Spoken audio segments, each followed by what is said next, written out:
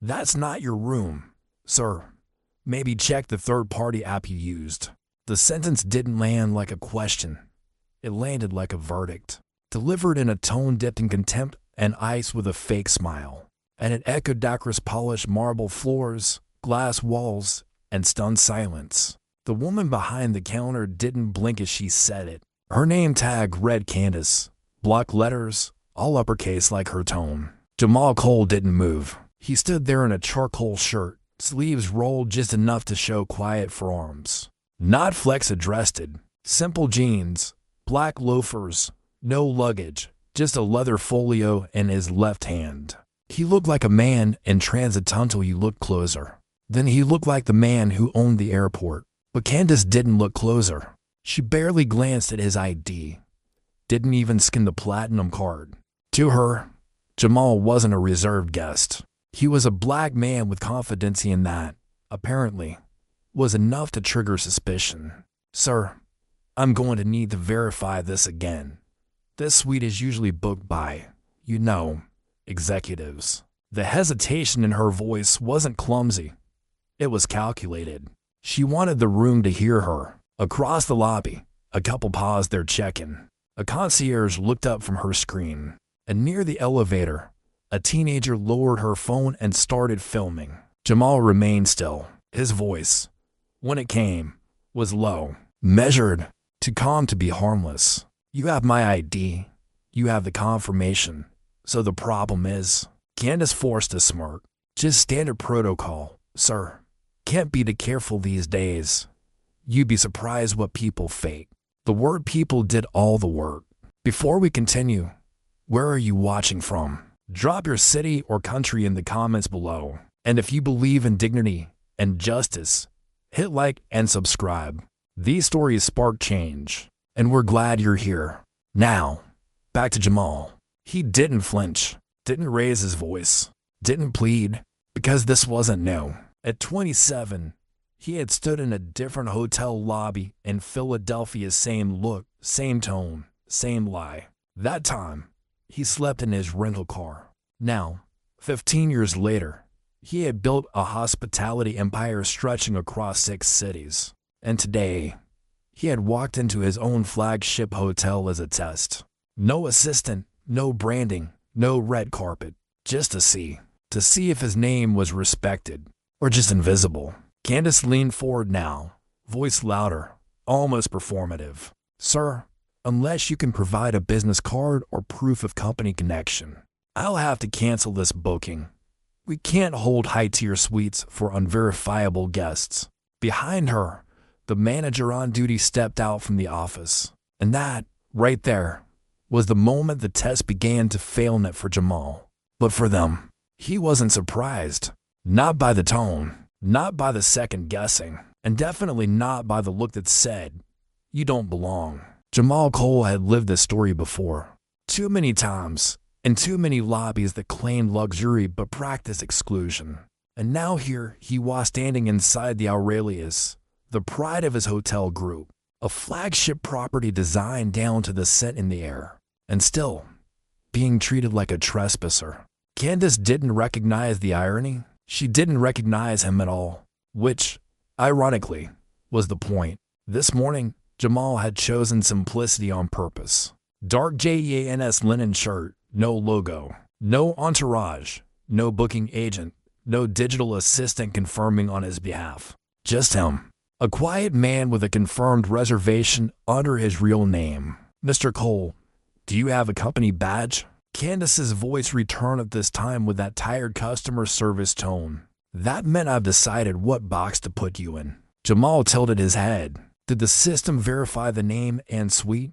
Yes, but our policy requires further ID for penthouse-level guests. Your system is the policy, and you just admitted it verified everything. That caught her off guard, briefly, but she pivoted like a pro. We've had incidents. It's not personal, sir. Oh, Jamal said, voice level. It's very personal. His eyes scanned the desk. A corporate flyer sat beside the check-in monitor. It featured a smiling black couple holding hands across a rooftop lounge, where elegance meets equity. He almost laughed. A beep sounded from the door behind Candace. The manager stepped into full view, now early 40s. Tailored vest, Bluetooth earpiece clipped tight. His nameplate reads EACK Operations Manager. Zach took one look at Jamal, then leaned toward Candace. Is there a problem? Candace didn't whisper. We've got a possible identity issue. High-tier room booking. Doesn't match the profile. Jamal blinked slowly. Doesn't match the profile? That was the phrase, wasn't it? He had heard versions of it for 2 decades. At 22, when a leasing agent refused to show him the penthouse in a building he owned shares in. At 30, when a waiter skipped him at a table of 6 assuming he wasn't the one paying. And at 38, when his own foundation award invitation was flagged misaddressed. Now 44, he wasn't shocked. He was just collecting data. Zach stepped forward, arms crossed lightly, but eyes hard. Sir, unless you can clarify your connection to the property, I'll need to ask you to step aside so we can assist Real. He caught himself. Too late. Real guests. Across the lobby, a child's voice echoed, asking their mom what was happening. The mom leaned in and whispered, "Nothing, baby, just keep walking." But the teenager with the phone didn't walk. She zoomed in, still recording. Jamal didn't turn to her. He didn't speak. He simply placed the folio he'd been holding on the counter and opened it. Inside, a copy of the Aurelius board ownership structure. His name, his state, his title, Chairman, Cole Hospitality Group. He didn't push it forward. He just let it sit. Zach glanced down. Didn't touch it. Anyone can print that, he muttered. Candace stiffened. The words didn't feel like protocol. They felt like desperation. Jamal finally spoke. Candace, Zach, I'm going to give you both one more chance to do the right thing. Verify the name, recheck the system, and decide if the next 10 minutes of your careers are worth what you're doing right now. The words weren't loud, but the silence that followed made them deafening. The air changed. Not louder, just tighter. Like the moment before glass cracks under pressure. Zach didn't look at the document again. He looked past it, past Jamal, as if ignoring the name would erase its weight. Mr. Cole, I'm going to ask you again, step aside so we can assist the next guest. That sentence hit like a second eviction. Not from the room, but from respect. Jamal didn't move, didn't blink, only turned slightly, just enough for his voice to reach everyone within earshot. You're refusing service while holding a verified ID, a reservation, and documented proof of ownership. Zach chuckled. You can claim whatever you want, but you don't set the policy here. That's where you're wrong. The words dropped low, final, too calm to be bluffed. Candace shifted. Her smile was gone now. All that remained was a flicker of doubt behind her eyes. We've had people lie before, she said quietly, almost to herself. You dress up, print something, cause a scene. You think I dressed down to make noise? Jamal asked. You think this was random? He tapped the folio once, deliberate. This was a test. One your team is failing in real time. Behind them, the guest line stalled. A middle-aged woman with luggage leaned to her husband. This doesn't feel right. He showed them everything. The teenager's phone stayed steady. Recording, watching. Zach waved his hand. Security to front desk. Code 3. 3 words. And suddenly, everything froze. From behind the main pillars, a tall man in a gray blazer approached. Security tag clipped to his chest. Radio in hand. He was young, late 20s, but walked like someone used to being obeyed. Problem here? Yes, Zach answered fast. This guest is refusing to cooperate and may be attempting fraud. The security guard name tag read. Andre looked at Jamal, then at the open folio, then at Candace, then again at Jamal. You're saying he's a fraud? I'm saying, Zach cut in, we have no verified link between him and this booking. Jamal's jaw tightened, but his posture didn't change. He simply reached into his pocket and tapped his phone twice. A soft ping echoed. He didn't raise it, didn't unlock it, just said one word. Now, 10 blocks away, in a quiet office with frosted glass doors, a notification appeared on a screen. Annalise Matthews, Jamal's executive assistant straightened in her chair. She didn't call, didn't text. She activated Protocol 7. Back at the hotel, the room hadn't shifted, but its temperature had. Zach leaned closer, voice now a whisper shout. You're not special. You don't get to walk in here and throw weight around just because you say you're somebody. I didn't say it, Jamal replied. The system did. Another voice joined in, Shocky, young. From the far end of the counter, a junior concierge stood halfway up from her station. Her name tag read, Amina trainee. Excuse me, she said, soft but clear. I saw his name in the system this morning. He's flagged VIP, with override clearance. The entire desk froze. Candace turned slowly. Zach's jaw clenched. Jamal finally turned toward Amina, just a glance, a nod. Thank you. It wasn't loud, but it landed like a verdict. Silence. Not the peaceful kind. The kind that hums, like a wire pulled to tight.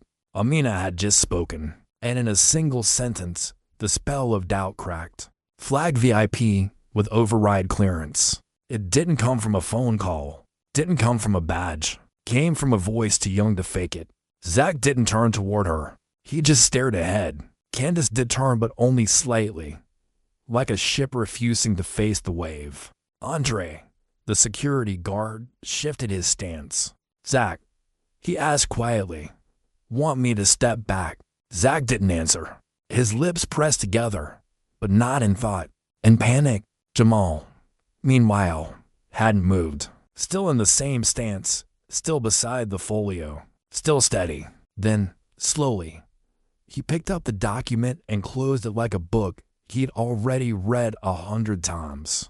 You don't need to call anyone, he said calmly. You don't need to scan anything else. You just need to ask yourselves one question. His eyes locked with Zach's. If I wasn't who I say I am, would I still be this quiet? The lobby had stilled.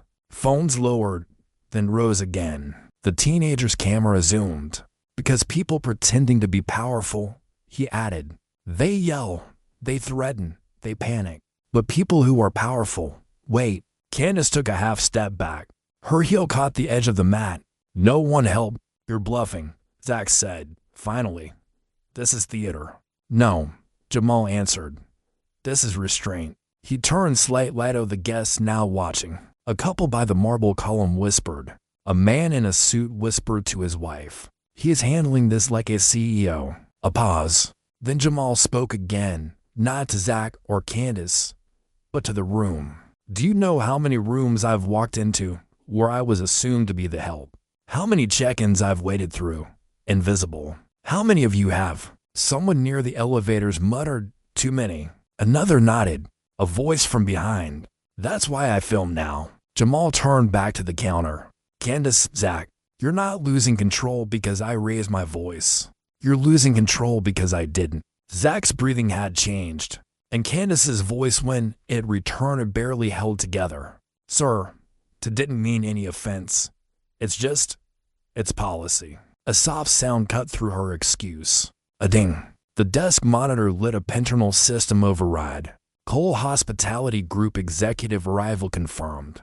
No one had touched the screen. The override had come from HQ. Andre leaned in slightly, squinted, and whispered. He wasn't bluffing. Then Jamal smiled. Not wide, not smug, just a shift, a signal. He turned to Amina again.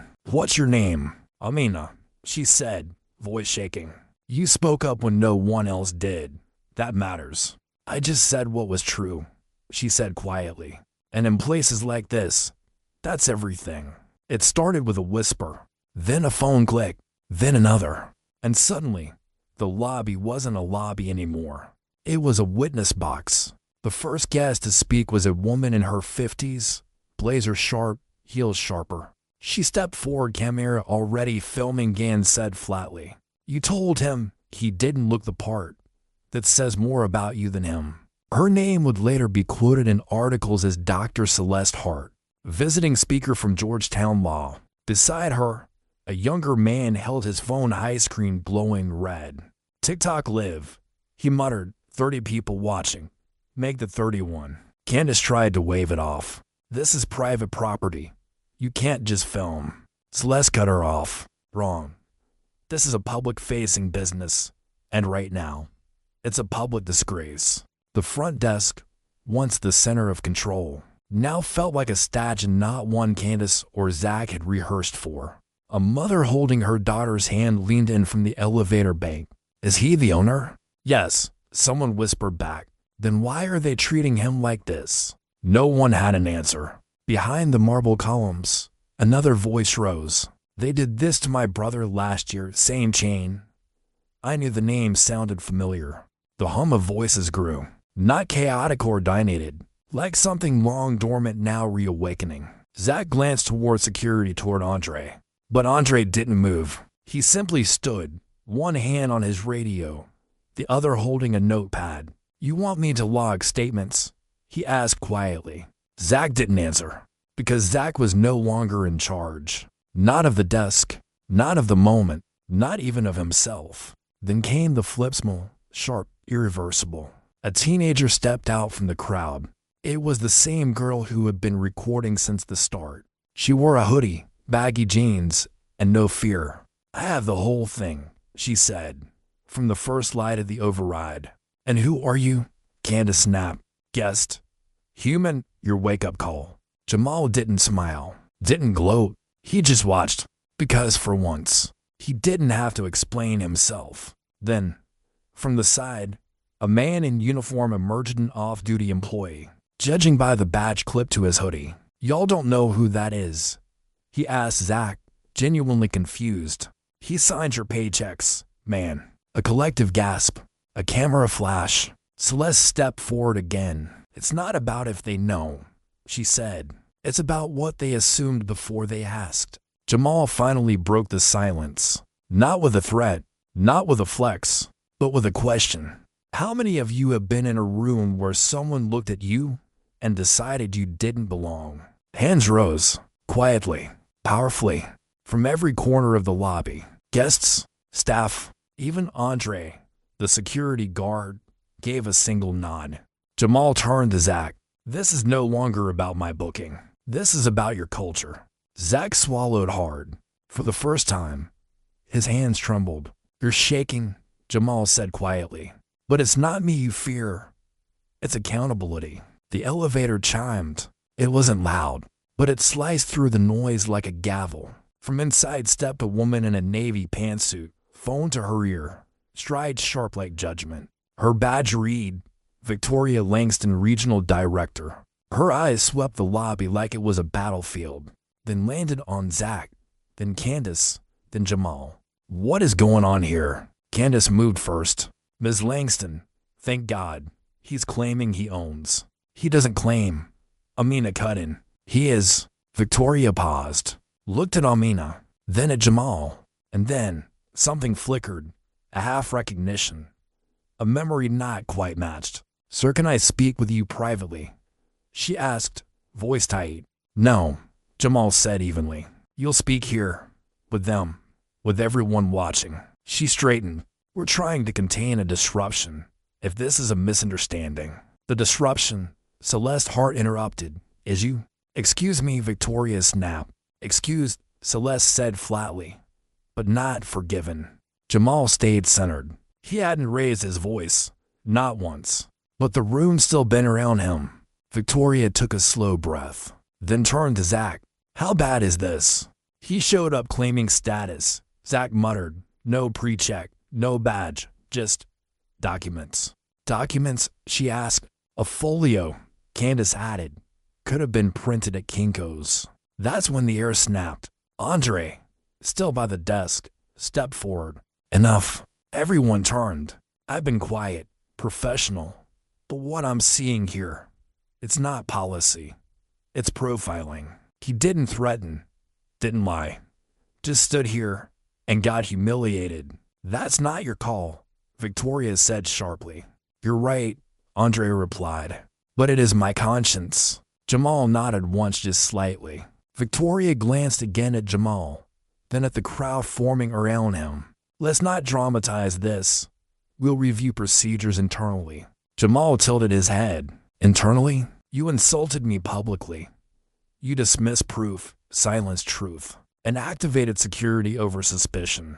Now you want privacy. Victoria's jaw clenched, and that's when she said it. The sentence that would define her career and end it. Let's be clear. We don't owe him anything. He's just another guest. The room went dead still. Even the phone stopped recording for a moment, as if the audio itself didn't believe what it heard. Jamal didn't blink. That's the difference between you and me, he said. You see just another guest. I see people. People who deserve dignity before credentials. People who don't have to look a certain way to matter. The teenager with the phone whispered, "This is going viral." Andre turned to Jamal. "Sir, do you want me to call legal?" "No," Jamal said. He looked at Victoria. Let her finish writing her own resignation first. A gasp rippled through the room. Zach stepped back. Candace turned pale. Jamal looked at the desk one last time, at the screen still displaying Cole Hospitality Group executive arrival confirmed. Then he looked back at the crowd. Keep your cameras on. The line had been crossed. Not drawn. Not stumbled over. Cross it deliberately. We don't owe him anything. He's just another guest. Victoria's words still lingered. They didn't echo. They poisoned. And then came Candace grasping at control like a drowning hand reaches for surface. Honestly, if we treated him like any other walk-in, this wouldn't even be a conversation. Walk-in? Jamal asked. You think I wandered in off the street? She smirked thin, brittle. You had no luggage, no assistant, no arrival car. And that folio, anyone could carry one. Her tone cracked now, but it cracked outward, not inward. Directed at Jamal, at Amina, at Andre, at truth itself. And then she said it, the last thread of the old world trying to hold on. You can't just walk in here and act like you own it. The words were sharp, the kind that refuses to surrender to truth. Jamal's face didn't change, but something behind his eyes did. The way still water shifts when something deep moves. He leaned forward, just enough. Candace, let me be clear. I didn't walk in here and act like I own it. I walked in here because I own it. Gasps. Camera shutters. Someone dropped their phone. Zach tried to recover. Anyone can say they own something. What just because your name's on a document? Not a document, Jamal said. An entire holding company day portfolio. A team. A board. Then he pulled out a second card. Not black, not platinum. Something rarer. Board Executive Clearance Cole Hospitality Group. He placed it gently on the desk. Candace didn't touch it. She couldn't. And just like faith shifted. Not physically, but in presence. Like steel revealing itself beneath velvet. This isn't about a room. It never was. This is about what you thought when you looked at me, and what you decided before I ever spoke. A murmur passed behind him. Then Andre stepped forward again. I've seen enough. I'm pulling the security flag. He's not a risk as the reason this building exists. You don't have that authority, Victoria barked. Actually, Andre replied. His override made mine irrelevant 10 minutes ago. She opened her mouth, but it was too late, because in that moment, Jamal lifted his phone, pressed a single button, and from the speaker came a calm, clipped voice. Protocol 7 escalation complete. All employee access logs from front desk have been archived. HR notified, legal watching. Then silence again. But not the frozen kind, the loaded kind. Jamal spoke, not to anyone in particular but to everyone at once. Power doesn't show up loud. It shows up prepared. And sometimes, it shows up in jeans and no luggage juice to see who stumbles. Candace stepped back. Zach dropped his pen. Victoria whispered something under her breath, but no one heard it. No one cared. Jamal turned to Amina again. How long have you been here? 3 weeks, she whispered. You may be the only one worth keeping. There was no need to raise his voice. Not when the room leaned in to catch every word. Jamal slipped the executive clearance card back into his folio, then reached for his phone again, not in anger. In precision. Elise, he said into the speaker. A half-second pause, then a calm voice replied. Yes, Mr. Cole. Pull the desk staff roster. Flag incidents at the Aurelius from the last 6 months. Begin audit. I want full footage archived. Contact legal. Compliance review starts today. Understood. He looked up, not at Victoria, not at Candace, but at the entire front desk team. You called me a fraud in a building I built. You challenged my presence with no evidence, no courtesy, and no consequence. That ends now. Zach tried to interject. This doesn't have to become a scandal. Jamal turned his eyes to him slow, calm, fatal. It already is. The teenager whispered to the live stream. He's not just clapping back. He's cleaning house. Amina lowered her gaze not in fear, but in respect. Andre stood still, radio silent now. The crowd hushed again, as if waiting for a verdict. Jamal tapped once more. Elise, suspend guest-facing roles for Candace Harmon and Zach Morrell effective immediately. Route their access badges to HR, mark under pending misconduct review. Elise didn't ask questions. Done. Zach reached into his blazer, maybe for his ID, maybe for pride. But nothing came out. The front desk monitor blinked. Access denied. Role revoked. Temp lock level 5. The system had already moved. Candace gasped. You can't just... I didn't just... Jamal interrupted. This isn't impulse. This is policy. He stepped slightly to the left, revealing the Cole Hospitality Values plaque mounted on the wall, ironically placed beside the desk where this all began. He pointed. Number 4. He read aloud. Every guest deserves dignity, regardless of appearance, background, or assumption. You violated that before I said a word. The irony burned. The cameras didn't stop, and neither did Jamal. Victoria Langston, he said now, eyes turning. She straightened reflexively. Old instincts, obedience in the presence of power. Your conduct today reflects not only poor judgment, but institutional rot.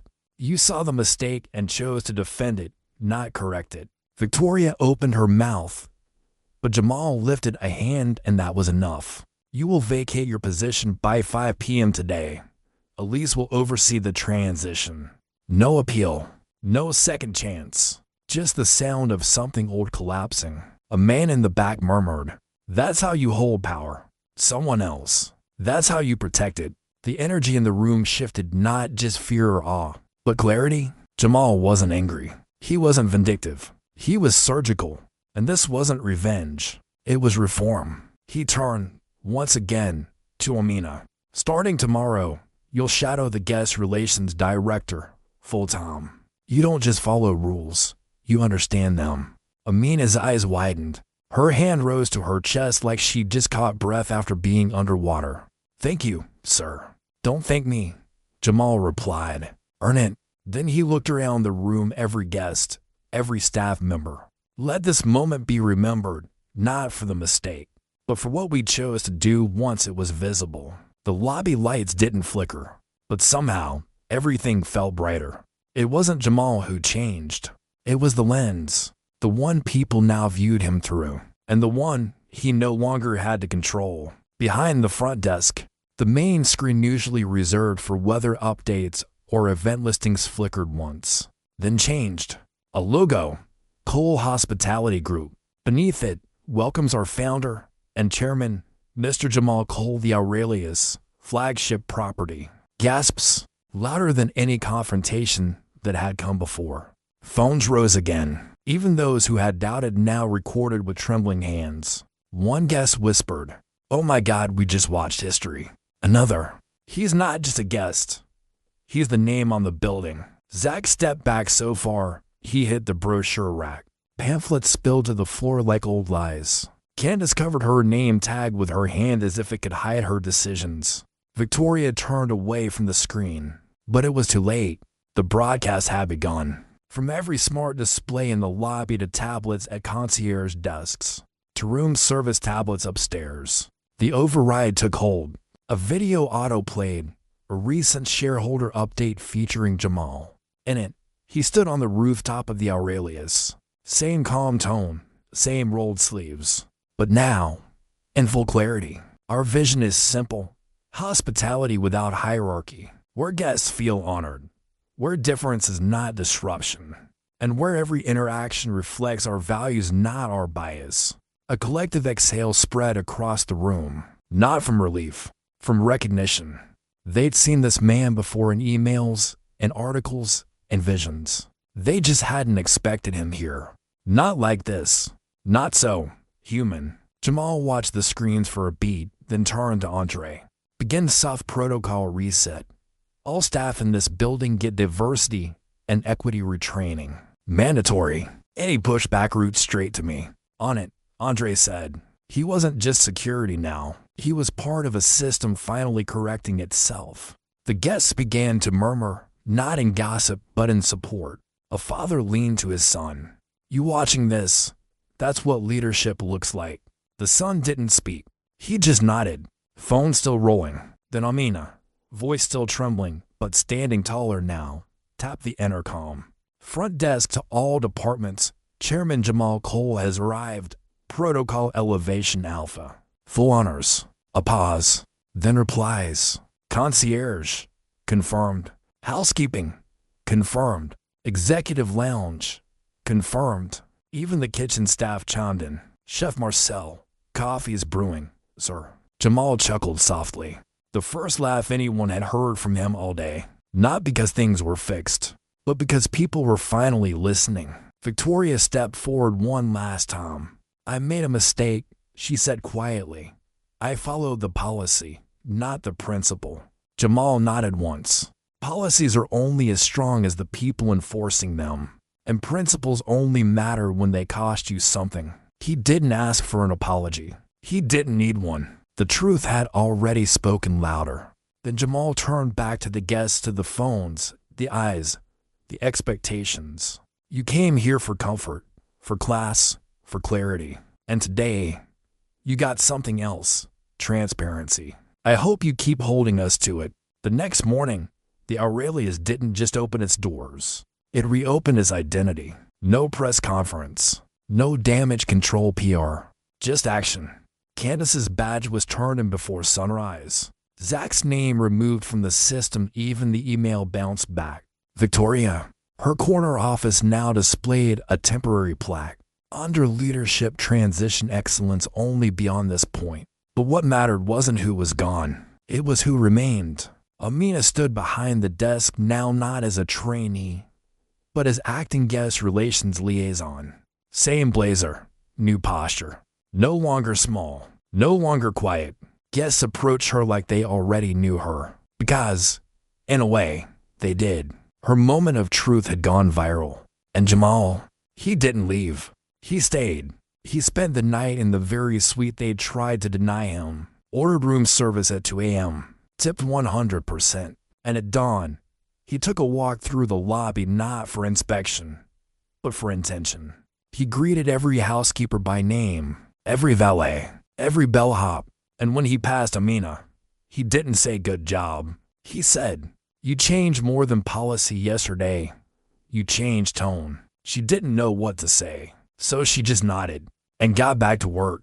By noon, the ripple had become a wave. Every Cole hospitality property received a memo, effective immediately. All front-facing roles must undergo bias recognition simulation by end of quarter. Staff who refuse will be reassigned internally or released. And theme unexpected mails happened. Guests stayed longer. Cancellations dropped. Rebookings surged.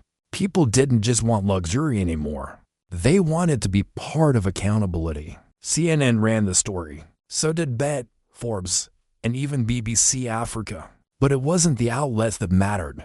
It was the comments. My son saw this and asked me, can a man like that run the country someday? We need more hotels and fewer hollow apologies. Dignity in motion? That's Jamal Cole. And the teenage Earth one with the phone? Her video hit 23 million views. She titled it, The Quietest Man in the Room Was the Most Powerful. By evening, something beautiful happened. A mother and son checked in from Chicago. The boy made 9 wore a t-shirt that read, I belong in every room. When Jamal passed them near the concierge, the boy stared, eyes wide. Jamal knelt to his height and asked, you staying one night or two? 2, the boy whispered. That's good, Jamal smiled. Because change doesn't happen overnight. The boy didn't get it all, but his mother did. She placed a hand on Jamal's shoulder and simply said, thank you.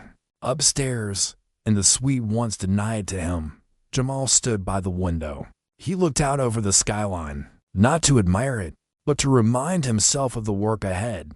Because this was just one building in one city, and every day there were still front desks like the one yesterday, where people were misjudged before they spoke, dismissed before they explained, discarded before they had a chance to belong. But today, the Aurelius wasn't one of them. Not anymore. By the third morning, the storm had settled, but something had shifted beneath the surface. Not chaos, conviction. Jamal didn't announce his departure. He didn't gather staff. No press, no flash, no exit handshake photo. He just checked out, 6:17 a.m., while most of the city still slept. Amina was already at the desk, alert, her badge now reading Guest Relations Lead Acting. She spotted him first. He wore the same dark jeans, same linen shirt, same silence. But he wasn't here to make a statement anymore. He had already become one. Leaving us already, Mr. Cole? She asked softly. I was never here to stay, he replied. Just to see. She smiled. No longer unsure. No longer small. You saw enough. I saw what needed changing. And who was ready. He slid his key card across the counter. Nothing else. No request. No demand. No need. Behind him, a few guests recognized his frame but stayed quiet. There was something sacred about this moment. Like watching a judge leave the courtroom after the final verdict. A valet came in through the east door, hat in hand. Sir, car's ready when you are. Thank you, Darnell. The valet blinked. He hadn't given his name, not out loud, but Jamal knew. He always knew. On his way out, he passed Andrew still in uniform, still grounded.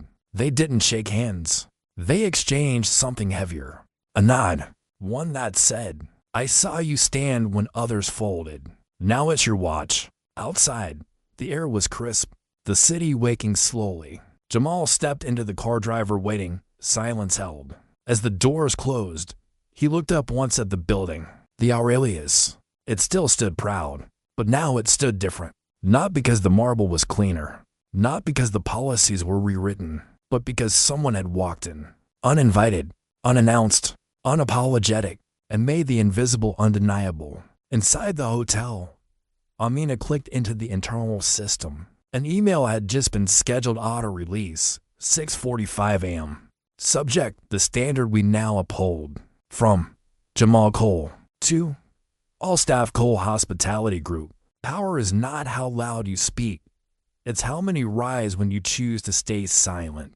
If this week taught us anything, it's this: every room deserves truth before judgment. May our guests never have to prove their worth just to be seen. Signed, JC. Amina stared at the screen, then hit forward, not to a department, but to herself. She wanted to remember this day, this man, this moment, because Jamal hadn't left a trail. He left a mirror, and now the whole building saw itself. The Aurelius stood quiet in the morning sun, not proud, not loud, just still, like a building that had witnessed something holy. Guests moved through the lobby with a different rhythm now. They weren't just checking in. They were stepping into something that remembered what had happened. Amina, now in a fitted blazer and polished badge, greeted each one with confidence. No glances over her shoulder. No hesitation. She checked in an elderly black couple with the same reverence most people reserve for royalty. They didn't know her name, but they recognized her story. Upstairs, the suite Jamal had stayed in was empty but not vacant. A folded note rested on the table. The room service had been cleared, but the energy remained. No photo ops, no grand farewell, just a handwritten line. Don't just protect the space, elevate it. Across the building, staff moved differently. Housekeepers stood taller. Valets opened doors not out of duty, but respect. Security wore calm like a new uniform. Andre, now reviewing new staff modules, paused at a screen that displayed one line. Project Honor, every room, every time. In the guest book, someone had scribbled. He walked in alone and left with the building. Not everyone understood what had happened, but they felt it, and the way doors opened a second sooner. in the way silence no longer felt suspicious, in the way every good morning now sounded like, "I see you." Some said the hotel changed because of policy. Others said it was the pressure. But those who were really watching knew. It changed because someone walked in without raising his voice and still made the whole building listen. Jamal didn't stay. He didn't have to. He left no selfies, no media trail, no hashtags. Just one truth, whispered from lobby to rooftop. Power doesn't need to shout. It just needs to show up. And now, in the place they once told him he didn't belong, he had left something permanent. Not a legacy, a standard. And from that day forward, every guest who crossed the marble floor walked into a story they didn't see, but could always feel.